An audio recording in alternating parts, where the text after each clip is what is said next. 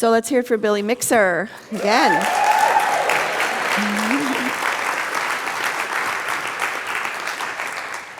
So this month we are activating the archetype of the innocent.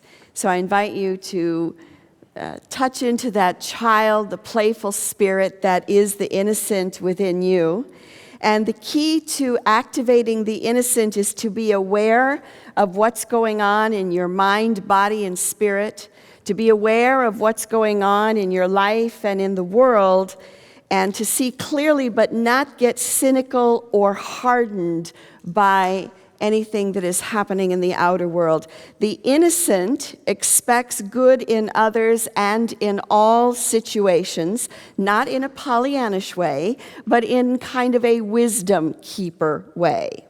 And the way that we maintain this innocence is to engage the higher self and to keep company with others who are seeking to do the same. So you are a hope-filled agent. So last week we talked about the difference between being an eternal boy and an eternal girl, and or maintaining innocence and holding that innocent archetype in life. So 15 years ago, our innocence as a nation was tested, was it not?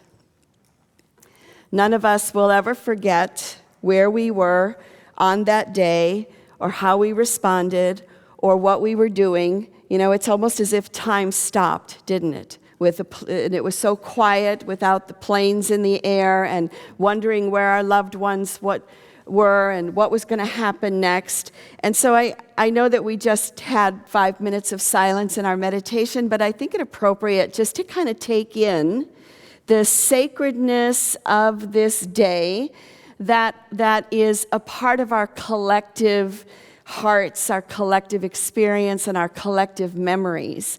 So I'm going to invite us just to take 1 minute of silence and remember your experiences on that day and go into your heart.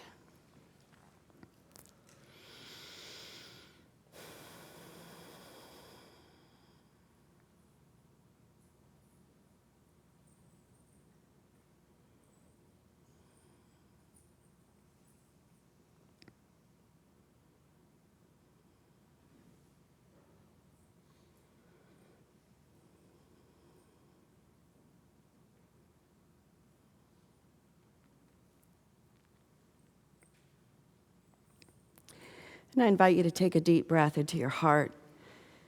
And as you exhale, just exhale it into the world, the peace in the world. Because on that day, there were the reverberations of that day continue into this present moment.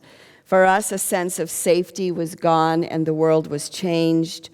We experienced what people in other countries have been living through for decades. And in some ways, last week, I shared the story of Persephone, right? And how she was kind of skipping along, minding her own business, and then she reached out for that flower, and the world opened up, and she was pulled into the underworld. And in some ways, our nation, we were a lot like Persephone, right? We're just sort of skipping along, and it was a great, beautiful September day with this blue sky. And then all of a sudden, we got pulled into the underworld as a nation when those planes hit the towers in New York.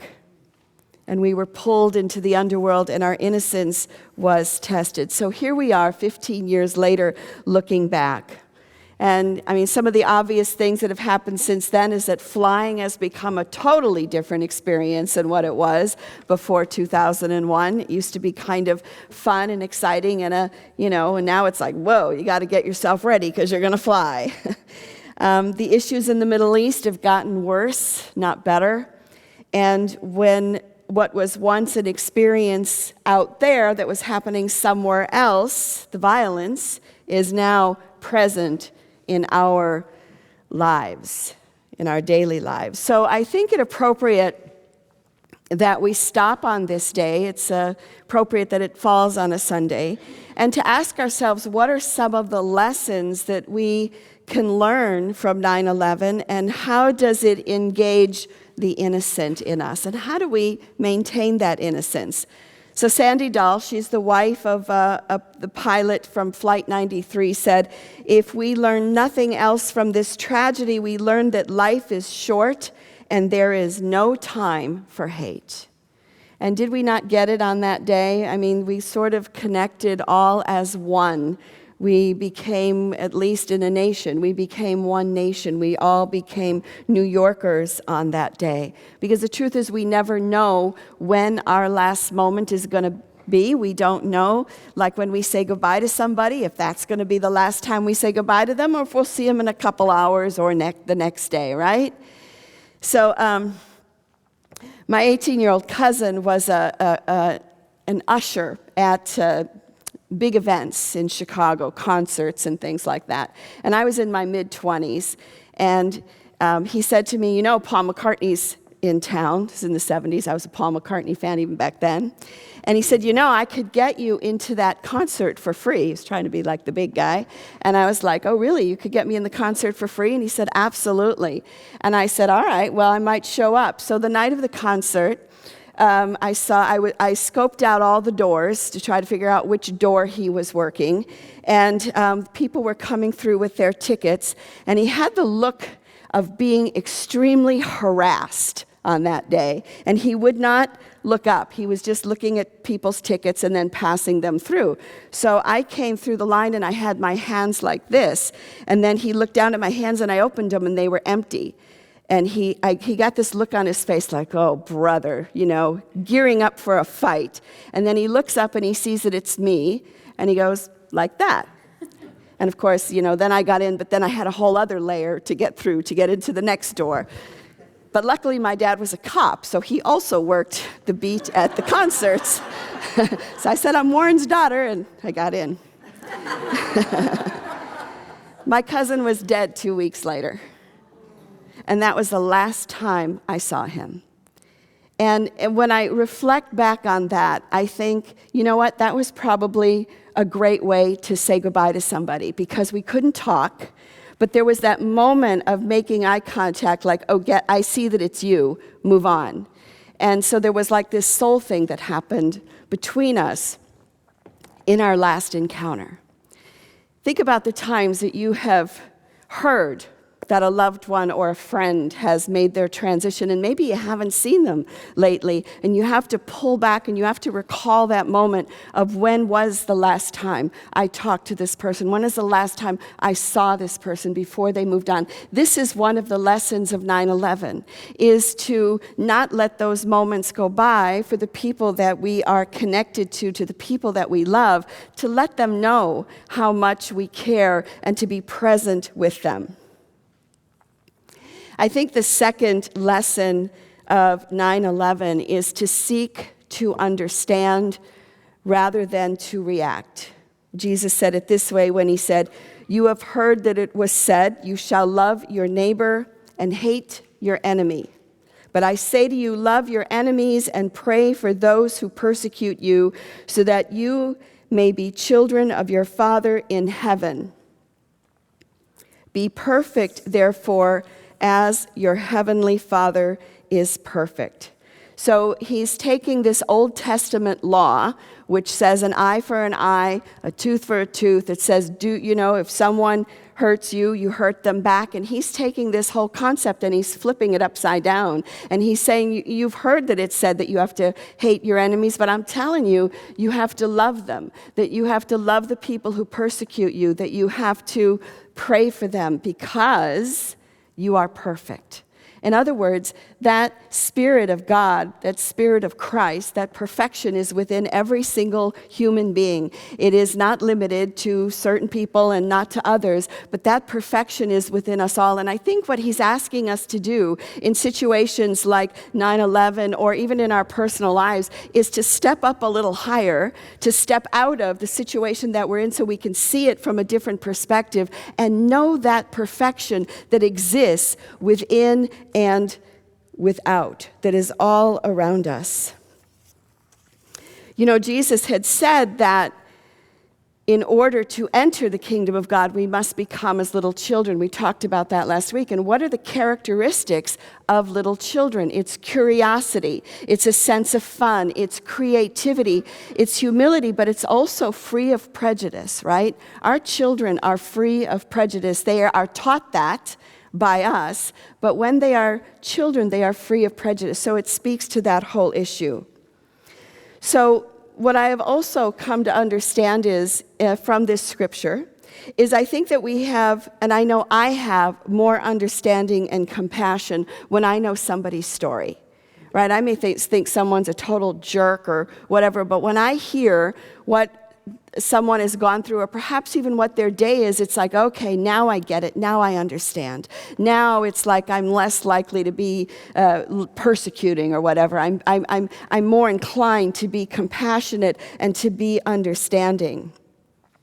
So when we connect to the higher self, or the Christ self that is perfect, we see it as God sees it. We engage God, right? And that's one of the, I think, the key way that we maintain our innocence is to connect with God, to connect with Source, to connect with divine presence, however you want to do that. You can do it through song, through prayer, through meditation, through dance, through hanging out with people that you love, through exercise. What is it that engages you and that connection with Source? So in the second lesson of reacting quickly, I think that we reacted too quickly in our response to 9/11. And we are paying the price, right? We're paying that price right now by the increase in violence in the Middle East and here at home. We needed to stop and think about it a little more, reflect on it a little more before we made a move. Because the innocent is curious, the innocent asks questions, and again, the innocent is without prejudice. So, we can look back and go, we should have done things differently. You ever do that in your own life? Oh yeah, if only I had done this instead of that, and I didn't do this, but I could have done that. And the truth is, we all could have done things differently, whether it be as a nation, whether it be in our personal lives. So the third lesson, I believe, from 9/11 is to be comfortable with what is. We may not like what is. We may think, oh my God, how did I create this? But to be comfortable and accepting of what is, and to be comfortable with not knowing the answer. Because isn't it sometimes like that? It's like, holy cow, this big thing that has happened, this violence and this terrorism and this continual loop that we seem to have gotten ourselves in, and to be comfortable with the not knowing, because the tendency would be then to hide, right, or deny it, or do drugs or whatever, so we don't have to think about it. But the truth is, we need to be comfortable with not knowing and accept what is, because we don't have to have all the answers all at once, but we need to pay attention to what's going on. And recognize that, guess what? You know what? You don't have to fix it by yourself. You are not responsible for the entire thing. We all just have a piece. And maybe the question is to engage with the higher self and say, okay, so what's the next best step that I can take? That's a part of that. Lesson number 4 is to reach out to those who make you stronger so that you can help create a better future. I believe that every single one of us here is a hope-filled agent. You are like undercover. You're a secret hope-filled agent. And, we're here to uplift, to have compassion, to help.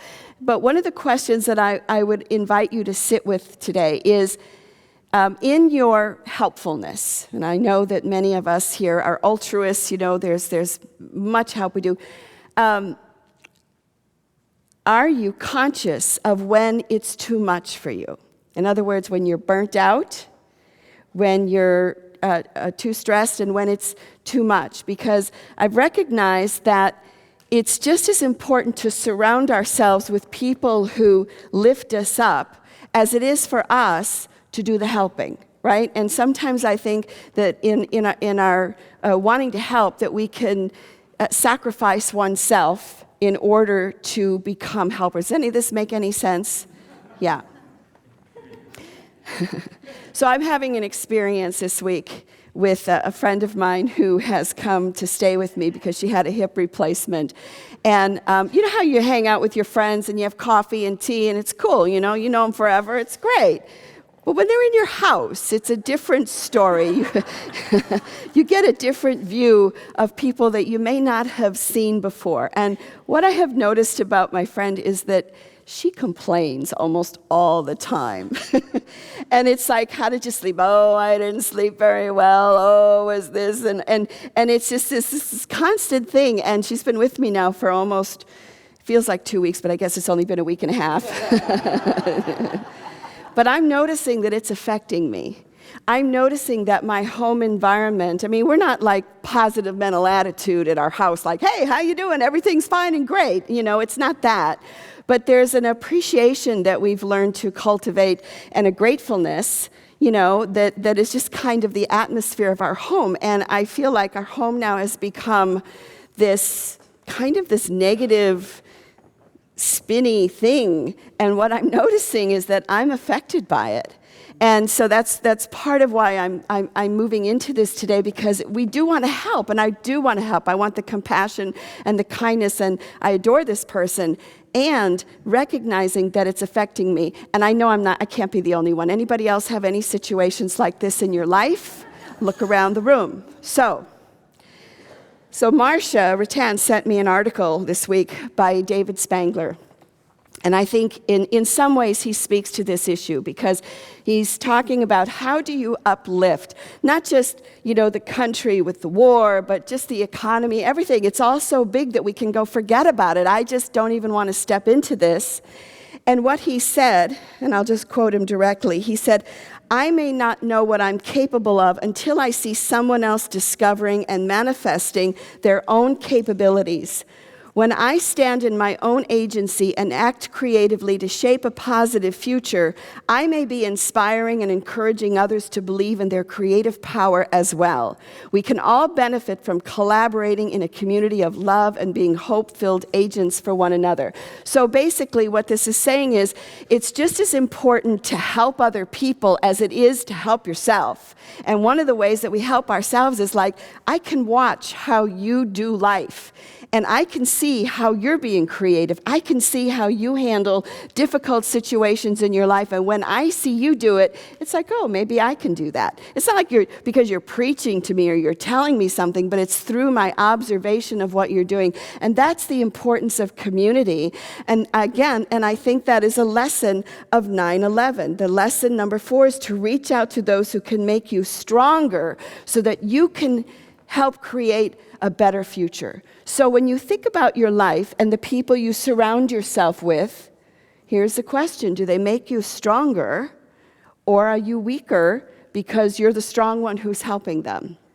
And it's okay to help people, but how far before you get pulled?